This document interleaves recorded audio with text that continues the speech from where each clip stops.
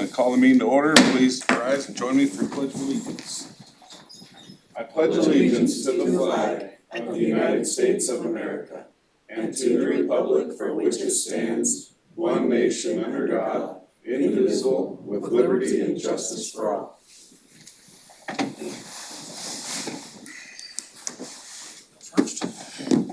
I have one off-agenda item that I'm gonna do first thing, just to give Neil an opportunity to come up and speak to us without having to sit through the whole meeting. So Neil, it's all yours, buddy. Well, good morning, commissioners, and I wanna bring again my greatest gratitude for what you guys did on Saturday. Race Across America. I've been involved in it for a number of years and I've seen it grow and morph into what happened on Saturday. We thought in the back of our minds, if we would ever get to 1,000 wreaths laid in our VA cemeteries, would be over the top. And then a fellow county commissioner of yours decided last year as we were visiting, how many graves are out here? And John Pearson and a group of us were all standing around, he said about 7,000. And so Chris Boyce stepped up to the plate and said, we can make that happen. And I got, it was just so overwhelming that, for it to become reality is just beyond my expectations. To pay homage to veterans and to pay homage to fallen veterans is what you guys do. You guys do such a good job in our community and it's well known. So I want to present, I know many of you have already received copies of all the papers and read about it, but I do personally want to present it to you so that you can put it in your archives and I know next year obviously it'll be there again for us to do and we'll do it. Yeah. So again, thank you, especially Chris, I really just couldn't so well. And for us that participated that day, there's lots of tears and tears of gratitude.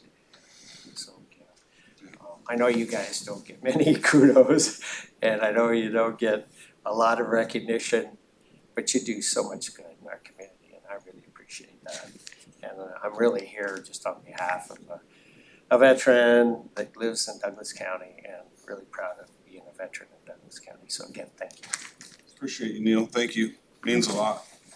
I would say a couple things back to you. I've had a few people ask me since knowing that we reached our goal, which really happened almost a year ago. It was about 11 months ago when we knew that we were gonna reach the goal. Have called me and said, hey, we want you to help us fundraise for this or that. And how do you do it? And the answer that I gave them was, it's really simple, you just have to have a good cause. So this was a good cause and the community got behind it and I can't take credit for it. I was one guy with an idea and everybody else that we talked to just said yes. And that's because it's a good cause. So I'm very grateful for you taking your time out of your day to come in here this morning and thank me, but it wasn't just me.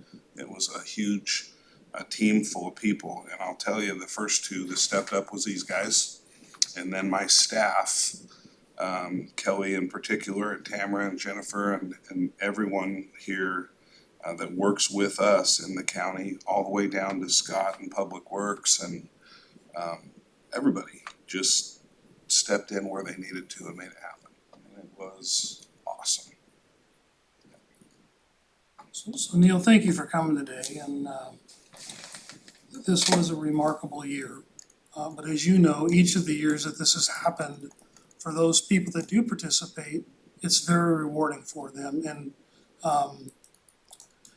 even though this was the biggest year, I would contend every year is important, and regardless of what happens in the future, it'll continue to be important.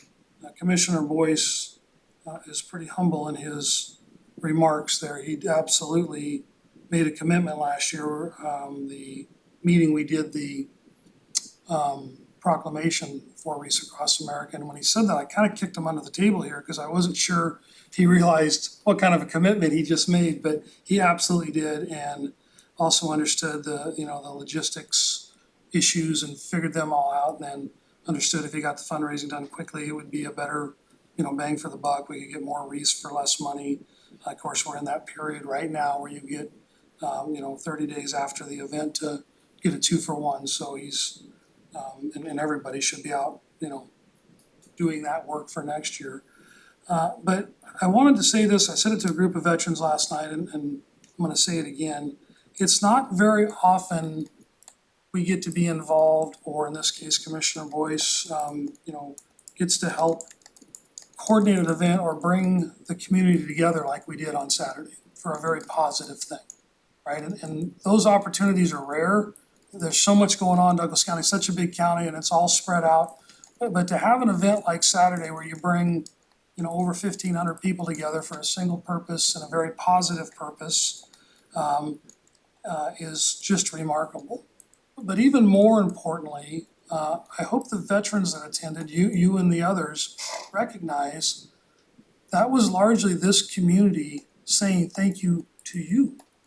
I mean, we certainly honoring those that have fallen, and, you know, by honoring their graves, but there's also a component of that is this community honoring veterans. And the veterans that attended, of course, are always the first advocates for their fellow veterans. But there was a lot of non-veterans that showed up to honor you all. So please, as a veteran and as, you know, an advocate for the veterans community for a very long time, let those veterans know that event was as much about honoring them as those we put wreaths on. Thank you. No, to just what you said there, that's one of my takeaways from it, you know, was the amount of outpouring of people and support in this, in Douglas County that are not even associated necessarily with veterans, but, you know, I mean, all of us have a veteran in our life somehow, right? But that is pretty amazing. Douglas County clearly does honor their veterans, so it's pretty neat, and thank you. Well, let me tell you, what I admire most about all three of you is not only do you talk the talk, but you walk the walk. So thank you. I appreciate you, Neil, thank you. Item number 1, consent agenda. We have a few items of routine nature. I'll move to approve the consent agenda. I will second that. Any questions or comments? Seeing none, call for the question. Commissioner Kress? Aye. Commissioner Freeman? Aye. Chair votes aye as well. Motion passes. Item 2, citizens' questions or comments on agenda items only. Any questions on agenda items, here or online? Seeing none, item number 3, termination of grant agreement. Tiffany Podlesnik, County Council. Before the board is a termination of amended grant agreement between Douglas County and the Douglas County Library Foundation. Would move to approve the termination of grant agreement. And I'll second that. We have a motion and a second. Questions or comments? Maybe just a quick explanation. So this is part of the transition to libraries being operated by other organizations than the county. This is sort of a legacy agreement that was in place between the county and the foundation. The foundation continues to do work helping the libraries, and there's really no component of that should involve Douglas County. So this is just us sort of wrapping up all the loose ends on that transfer of services over to other organizations. Call for the question. Commissioner Kress? Aye. Commissioner Freeman? Aye. Chair votes aye as well. Motion passes. Item 4, Public Works Department. Good morning, Scott. Good morning, Commissioners. Scott Adams, Public Works Department. Item number 4 is a funds transfer agreement with the Western Federal Lands Highway Division, Federal Highway Administration, FHWA as well, for the now tabled North Bank Road reconstruction project. This agreement requires a county match of $3,519.98 to cover the actual accrual expenditures. The project was tabled and is not moving forward, and so the money has to be that has been expelled for the project has to be covered unless there's a future project that comes of it. So because it's tabled, we'll have to move that money back per the agreement. will move to approve the funds transfer agreement. I'll second that. We have motion second. Any questions or comments? Call for the question. Commissioner Kress? Aye.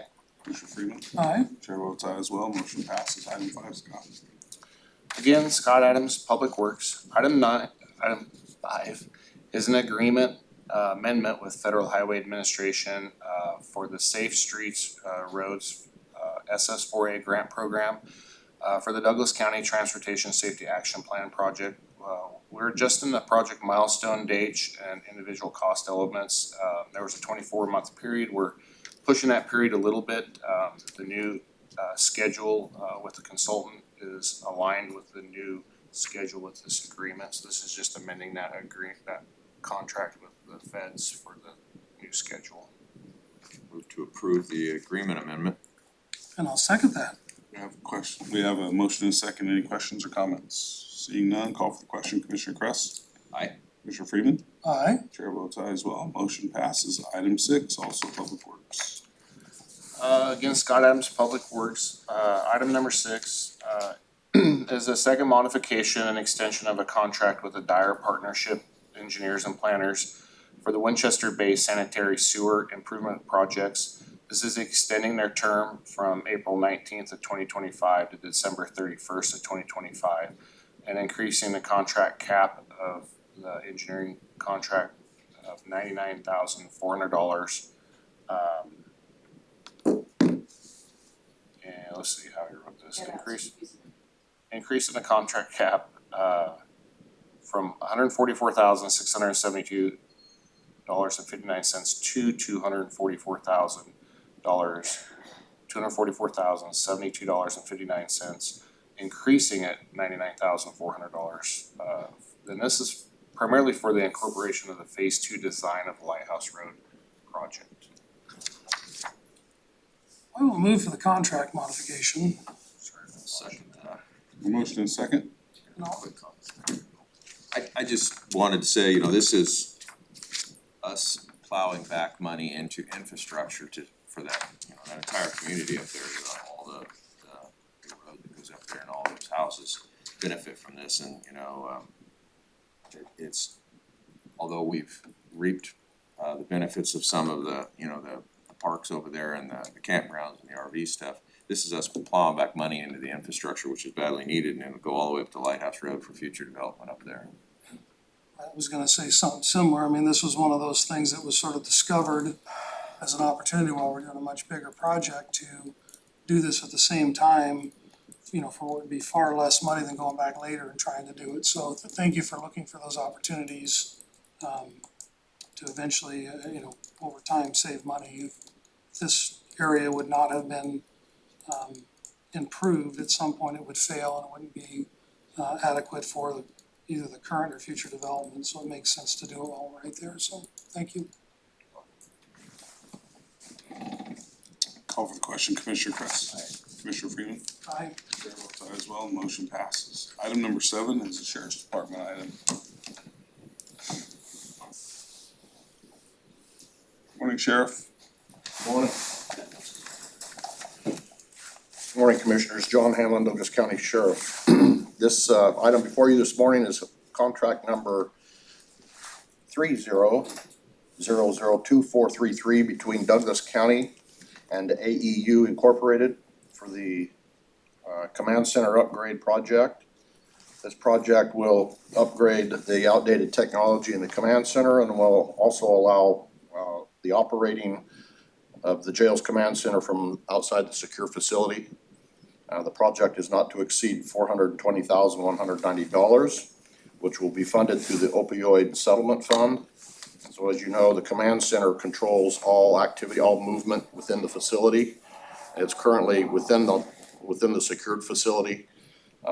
This will allow us to actually, that will still be there, but we can remotely shut down that facility and control it from outside the secured facility. Which will greatly improve the safety and security of the jail itself. So I'll move for the contract, approve the contract. I'll second that. We have a motion and a second. Questions, comments? Just a couple comments. So thank you, Sheriff, for bringing this forward. This is a best practice and a design that is many years late being done.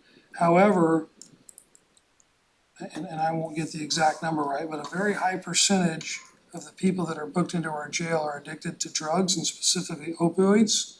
And that does make the facility more dangerous. People that are addicted to drugs have a variety of behavioral issues and oftentimes have no idea what it is they're even doing. So this will make the facility safer for the people that are incarcerated in it and for those that work in it. So it's a significant investment, but it is very much needed. And again, as we're struggling more and more, those people coming into the facility that are addicted to drugs, it becomes a more dangerous place for everybody. Thank you for bringing this forward.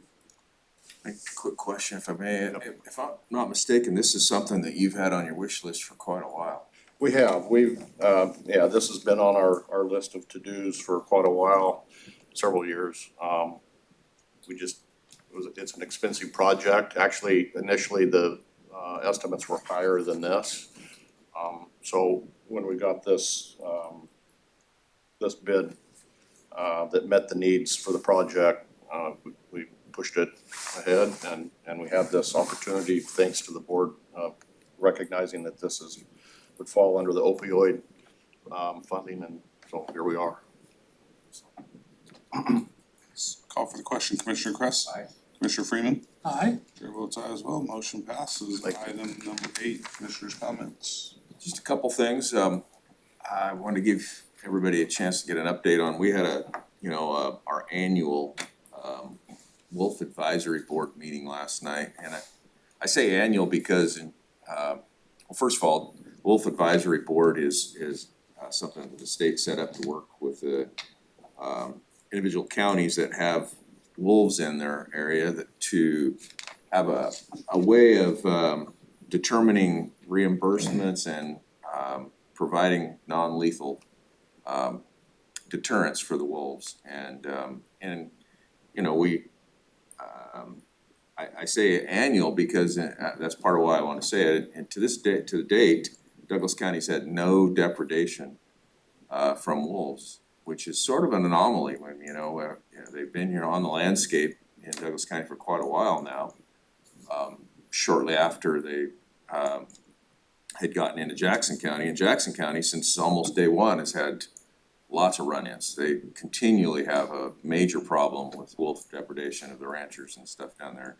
And for whatever reason, and we had US Fish and Wildlife here last night, we had USDA, and we had Oregon Department of Fish and Wildlife, and they really don't understand why they haven't had any depredation. They seem, the wolf pack in Douglas County seems to hang to the eastern part of the state. And they tend to, or the eastern part of the county, and they tend to just not come down and so far. But I just wanted to give that update, we would have those meetings more often if there was depredation and there was issues to have to agree upon, reimbursement to the ranchers for it. So what we did last night was basically set the 2025 rate of reimbursement for, depredation of a cow or a bull or sheep or something like that.